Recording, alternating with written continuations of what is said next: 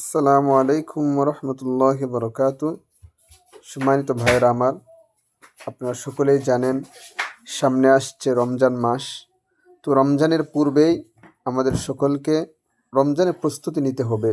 রাসূল আরবি সাল্লাল্লাহু আলাইহি ওয়াসাল্লাম তিনি রমজানের পূর্বেই দোয়া পড়তেন, আল্লাহুম্মা বারিক লানা ফি রজব ওয়া শাবান ওয়া বাল্লিগনা রমাদান। এবং রমজানের পূর্বেই রাসূল আরবি সাল্লাল্লাহু আলাইহি ওয়াসাল্লাম তিনি রোজা রাখতেন এবং রমজানের জন্য বিশেষভাবে তিনি প্রস্তুতি নিতেন।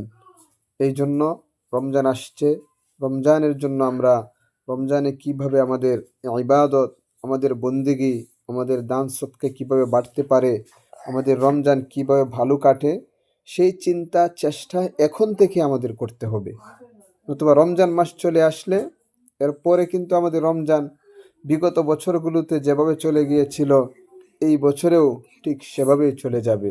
এই জন্য আসুন আমরা আজকে থেকেই বিশেষভাবে এই দোয়াটা পড়ি, আল্লাহুম্মা বারিক লানা ফি রজব ওয়া শাবান ওয়া বাল্লিগনা রমাদান, এবং আমরা রমজানের জন্য বিশেষভাবে প্রস্তুতি নেই।